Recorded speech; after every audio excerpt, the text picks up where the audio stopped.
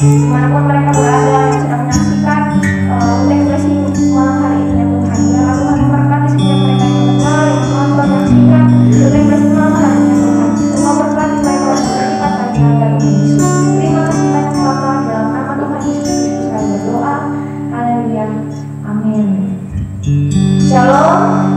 Shalom. Shalom teman-teman yang ada di tempat ini, teman-teman tradisi, dan juga shalom Bapak Pendeta Yunus Dimu. Malam hari ini Bapak Pendeta Yunus Dimu kembali menjadi narasumber bagi kita semua. Terima kasih Bapak. Apa kabar semuanya? Baik-baik saja. Sehat, semua sehat. Dan saya juga berharap teman-teman yang ada di rumah maupun teman-teman di tempat ini dalam keadaan yang sehat dan baik-baik saja. Malam hari ini kita tentunya kembali membahas satu tema yang tidak kalah menarik. Seperti yang sudah saya sampaikan tadi, malam hari ini adalah tema yang tidak kalah menarik dengan tema-tema sebelumnya. Kita akan membahas mengenai media sosial. Jadi malam hari ini tema yang kita bawakan adalah aku dan media sosialku. Ya, sebelum saya memulai dengan memberikan kesempatan bagi Bapak Pendeta Yunus selaku narasumber untuk menyampaikan banyak hal mengenai tema malam hari ini, saya mau bertanya dulu sama teman-teman gadis yang ada di tempat ini. Apa teman-teman punya media sosial? Ya. Punya. Iya. Siapa di sini yang punya Instagram, Facebook, Twitter, terus WhatsApp? Wih, semuanya punya. Termasuk saya juga punya media sosial gitu.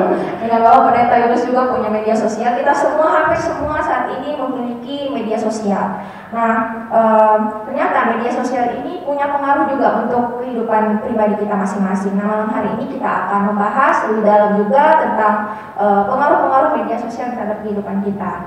Untuk itu, terima kasih Bapak Pendeta Yunus sudah hadir di tempat ini. Saya langsung saja akan memberikan pertanyaan, dan sebelum Bapak Pendeta Yunus menjawab pertanyaannya, saya terlebih dahulu memberikan kepada teman-teman gadis untuk menjawab pertanyaan ini. Jadi pertanyaan pertama, apa saja dampak negatif dan positif yang ditimbulkan dengan adanya media sosial bagi anak-anak muda? Pertanyaan pertama ini saya berikan kepada Olive, bisa menjawab pertanyaan ini. Ya, bisa diberikan lainnya. Baik, bagaimana Olive? Dampak negatif dan positif dari media sosial. Yang pertama dampak negatif dan dampak positif. Dampak positifnya dengan media sosial kita bisa mengetahui banyak hal. Kita lebih tahu tentang apa berita yang ada di dunia luar. Dan yang kedua, kita bisa dengan mudah mendapat informasi. Nah, dampak negatifnya kita bisa dari media sosial itu bisa saja kita melihat hal-hal yang tidak baik, dan yang kedua kita bisa lupa waktu karena media sosial. Ya. Baik, terima kasih Olive. Jadi menurut Olive dampaknya ada dampak positif dan negatif. Dampak positifnya adalah kita bisa mengetahui atau mengakses informasi dari media sosial. Kita bisa update berita-berita terbaru dari media sosial. Tapi dampak negatifnya juga adalah kita bisa lupa waktu. Kemudian dari media sosial juga kita bisa melihat hal-hal yang tidak baik untuk kita konsumsi. Nah, malam hari ini saya langsung kepada Bapak Pendeta Yunus. Kalau dari Bapak Pendeta sendiri, kira-kira apa saja dampak negatif dan positif yang ditimbulkan dengan adanya media sosial bagi anak-anak muda? Oke, shalom dulu anak-anak Shalom. Gisi yang ada di studio. Kemudian semua yang ada di luar sana. Senang hari ini kita bisa jumpa lagi dalam bincang-bincang bersama Kingdom Generation. Satu hal yang saya sukai karena tema kalian di hari ini sangat up to date sekali, berbicara tentang aku dan media sosialku. Tentu ini kekinian banget untuk kalian. Sangat seru sebenarnya, ini tidak cukup untuk sebuah talkshow yang singkat seperti ini, sebab kamu ada di, kalian termasuk saya ini ada di era digitalisasi.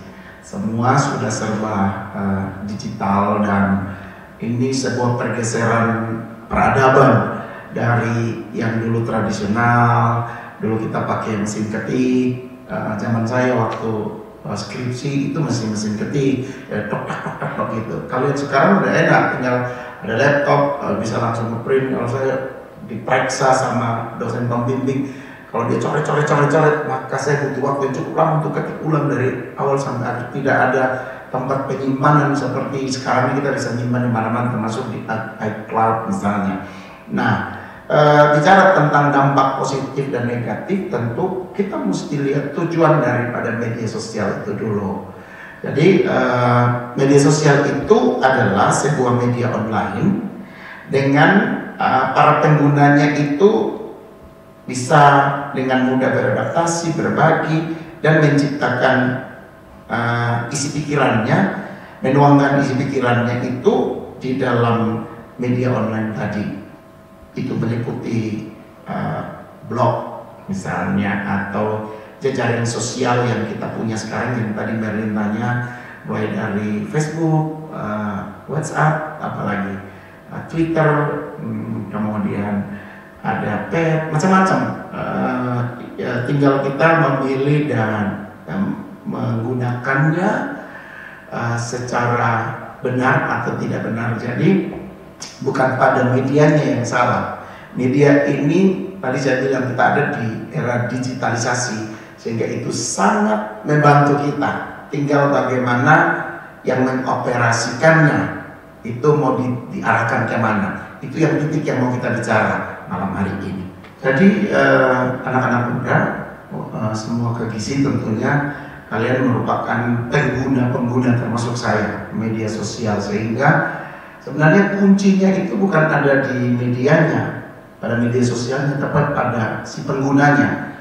Kamu mau memanfaatkan semua media itu untuk memberitakan nama Tuhan, atau kamu mau pakai untuk memuaskan hawa nafsumu? Misalnya kamu bisa buka YouTube dan kamu bisa lihat segala sesuatu, seisi dunia ada di situ, yang negatif, yang positif. Tapi kamu juga bisa menggunakan YouTube itu menjadi media siar seperti kita malam ini. Kita lagi bicara tentang, ayo jadi bijak yuk anak-anak muda, menggunakan media sosialmu supaya itu bermanfaat bagi kerajaan Allah. Sebab jangan lupa bahwa Matius 28:19-20 itu mesti jadi dasar kita. Dimanapun kita berada, kamu mesti menyatakan kerajaan Allah, kamu mesti menjadikan banyak bangsa murid Tuhan, kamu mesti menjadi terang, kamu mesti menjadi hal-hal yang positif tentunya, membawa pengaruh positif bagi orang lain. Tapi kalau misalnya media sosialmu itu kamu pakai untuk mengejek, kamu pakai untuk mencat seseorang dengan kata-kata yang tidak memberkati, maka kita sebentar terjebak pada penggunaan yang negatif. Atau misalnya kamu punya blog, tapi blog itu berisi renungan-renungan, kamu punya ide buah pikiran untuk membuktikan kepada orang lain betapa pentingnya anak muda itu tidak cuma happy tapi dia holy. Dia bukan cuma senang-senang tapi dia juga tetap jaga hidup benar. Nah, kalau ada yang seperti itu, dan saya ingin bagi setiap anak-anak gizi dengan bijak menggunakan media sosialnya. Sehingga kembali lagi tadi saya bilang, bukan pada medianya tapi pada orangnya, pada pribadinya, gimana kamu mengelola itu semua untuk jadi baik. Gitu. Bahkan sekarang kan media sosial jadi sarana untuk kita bisa menghasilkan uang, ya kan? Kita bisa mendapat income dari situ, gitu. Jadi kita mau menjadikan ini untuk apa gitu?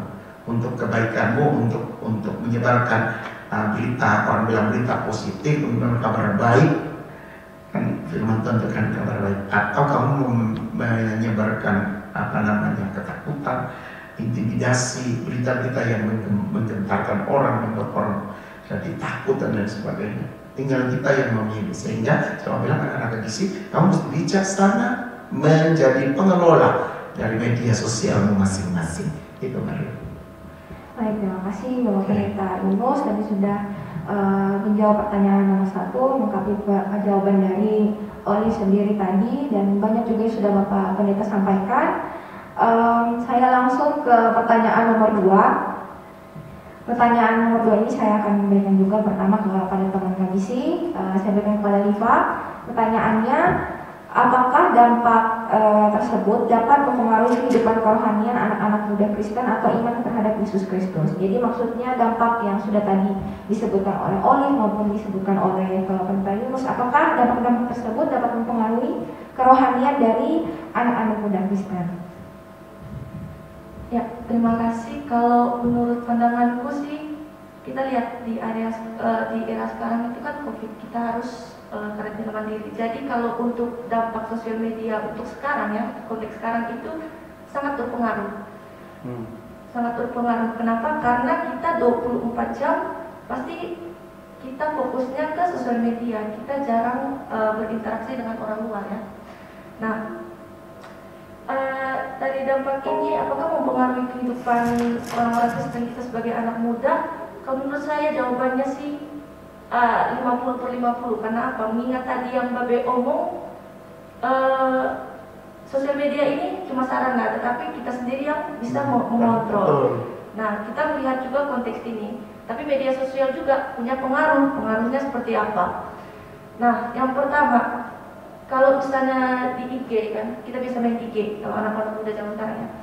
Di IG kalau kita ikut follow akun-akun rohani itu sangat membangun iman kita. Tapi kalau kita follow akun-akun ya terserah lah apa itu sesuai perkembangan zaman, itu juga yang akan mendidik tingkah laku kita ke depannya. Kenapa? Saat kita kan pegang HP 24 jam, saat kita bangun pagi buka IG, kita dapat lihat postingan orang yang kita follow. Misalnya kita follow sesuatu yang berbau rohani, nah pagi-pagi kita akan dapat renungan pagi gitu. Itu akan sangat mempengaruhi kita ke depannya. Karena apa? Kita tuh dididik sekarang ya, dididik itu dari sebagai pusat tuh media sosial. Karena apa? Orang tua tuh sulit untuk menjangkau anak-anaknya gitu, dalam kehidupan sehari-hari pun sulit sekali gitu. Jadi media sosial ini perannya itu ya 50/50 tergantung kita. Nah, mengingat hal ini tuh saya ingat satu sosok di Alkitab yaitu Salomo, Raja Salomo. Kenapa? Yang dia minta ke Tuhan itu bijaksana. Nah, kita tuh sebagai anak muda yang punya otak gitu ya, Tuhan kasih kita otak tuh kita harus berpikir. Jangan mau media sosial itu mengontrol kita, tetapi sebaiknya kita yang mengontrol media sosial. Untuk apa? Kalau kita tahu tujuan kita main media sosial untuk hal yang positif, oke, followlah orang-orang yang membawa kita ke hal-hal yang positif. Kalau kita pengen jadi orang yang biasa-biasa ya follow aja orang-orang sembarang gitu kan, tek-tek aja gitu, bang-bang sekotak orang sembarang tuh ya gitulah. Tapi kalau kita mau jadi orang yang luar biasa harus bijaksana, layaknya Salomo tadi. Terus yang kedua itu kita juga di media sosial harus mampu untuk menyaring pertemanan yang baik dan tidak. Maksudnya pertemanan yang baik dengan tidak ini di dunia nyata kita punya teman kan, tapi di media sosial kita nggak tahu dia gimana orangnya. Maksudnya cara dia untuk membalas sesuatu dalam konten itu orang itu berbeda sama di saat kita ketemu dia di lapangan. Nah, kita harus bijak-bijak untuk pilih teman. Soalnya itu akan mempengaruhi kita di tahap yang selanjutnya. Itu sih. Baik, terima kasih Diva untuk jawabannya. Ini langsung saya berikan kepada Bapak Pendeta Yunus. Apakah dampak yang tadi Bapak Pendeta sudah sebutkan tadi di jawaban untuk nomor pertama, kalau dampak tersebut dapat mempengaruhi kehidupan kerohanian anak-anak muda Kristen atau iman terhadap Tuhan Yesus Kristus?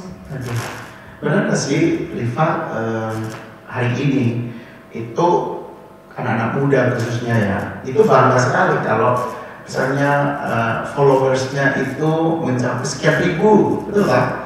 Atau misalnya dia follow menjadi pengikut dari public figure siapa, gitu. Itu jadi kebanggaan tersendiri, gitu. Namun saya ingat Paulus sendiri dalam begini, ikutilah teladanku. Artinya Paulus juga sementara bicara tentang siapa yang mesti jadi followersnya dia kan. Diajak semua orang ikut jejaknya saya, sebab saya sudah mengikuti jejaknya Kristus. Jadi tingkatannya itu Yesus paling atas, kemudian misalnya Rasul Paulus itu kan seorang rasul, dia sudah membuktikan bahwa ketika dia mengikuti Yesus itu dia mendapat sebuah keteladanan yang luar biasa, dan keteladanan itu dia sudah miliki, dan dia mau supaya orang yang follow dia itu pun bisa menyerap setiap nilai-nilai Kristus yang sudah dia dapat.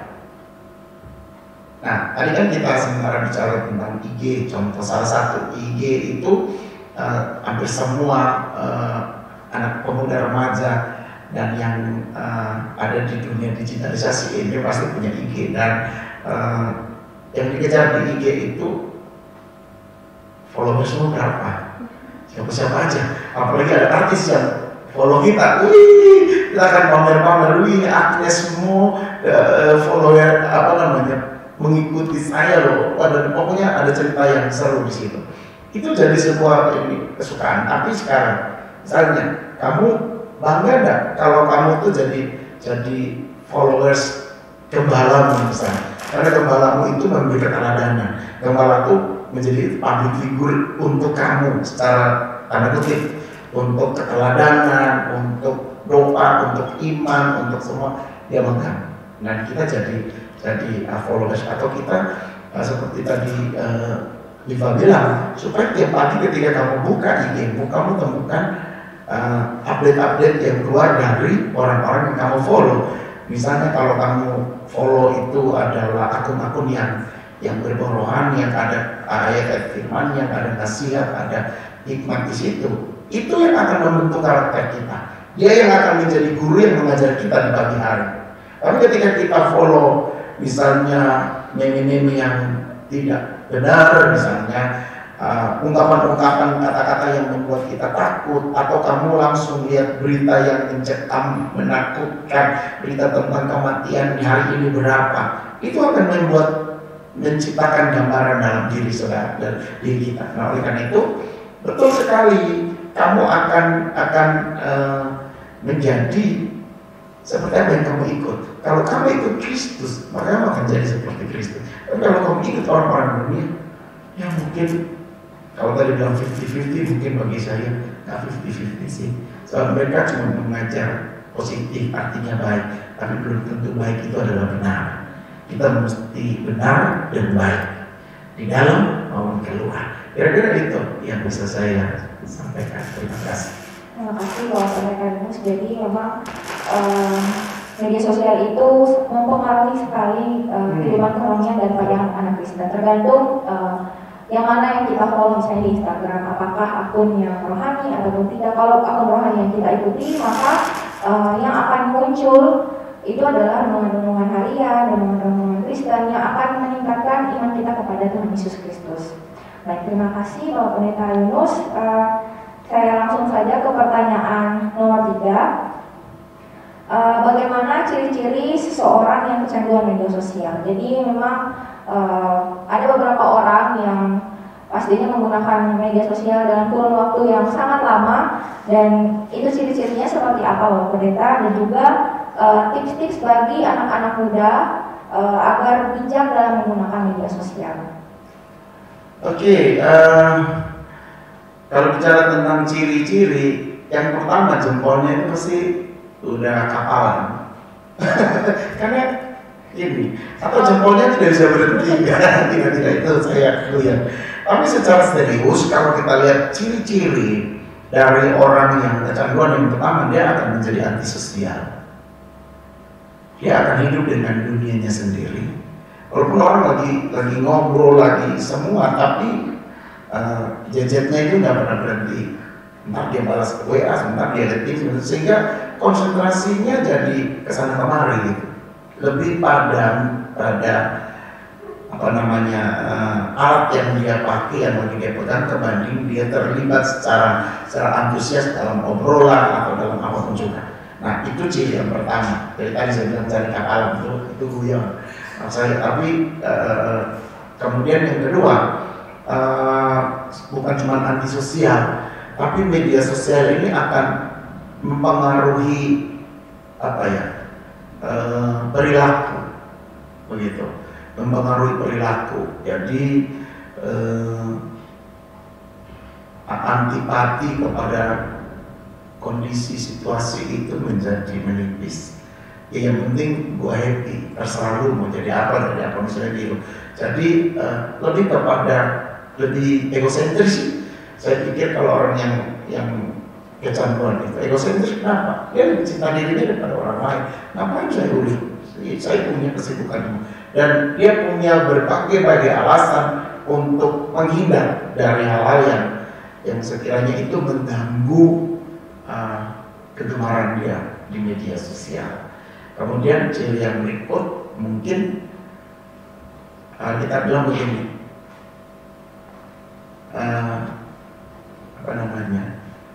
di mana hartamu berada, di situ hatimu ada.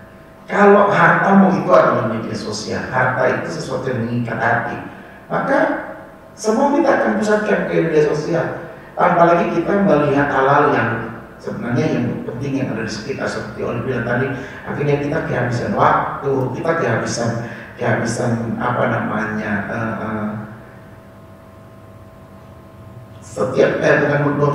mengorbankan sekian banyak hal yang sebenarnya penting yang mesti dikerjakan dalam hari ini, cuma gara-gara kita mesti lebih konsentrasi ke media sosial, termasuk WhatsApp, jawab WhatsApp, video call, nonton YouTube. Udah pokoknya coba dicek nih dalam kehidupan kita anak-anak muda, berapa persen dari waktu yang kita punya itu yang kita gunakan di luar media sosial. Misalnya kamu beresin bunga di luar, bantu orang tua dan lain sebagainya. Gitu. Maka sekarang sambil jawab orang tua pun matanya di HP-nya.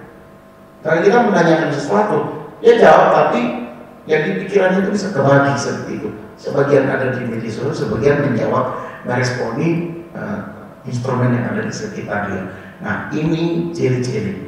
Jadi saya pikir itu tidak terlalu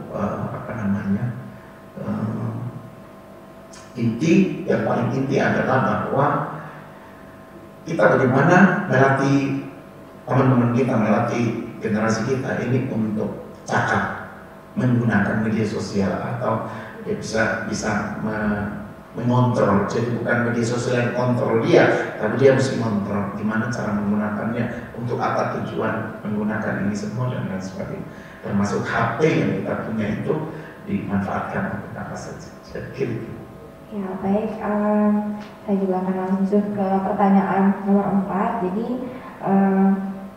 tadi kita sudah membahas juga bagaimana ciri-ciri seseorang yang kecanduan media sosial disampaikan oleh Bapak Pendeta Yunus. Kemudian kalau kita sudah tahu bagaimana ciri-ciri seorang yang kecanduan, kita tentu pasti tidak ingin mengalami kecanduan tersebut. Nah untuk itu pertanyaan nomor 4 ini saya berikan kepada Bapak Pendeta, yaitu apa saja tips-tips agar kita anak-anak muda lebih bijak dalam menggunakan media sosial. Puji Tuhan, ini pertanyaan yang bagus sekali untuk dijawab. Jadi tips agar kita bijak dalam menggunakan media sosial ada banyak sih. Ada yang dilihat dari sisi umum. Itu yang pertama tentu jangan asal posting. Itu mesti menjadi ciri. Jangan asal posting konten apapun. Jadi kamu mesti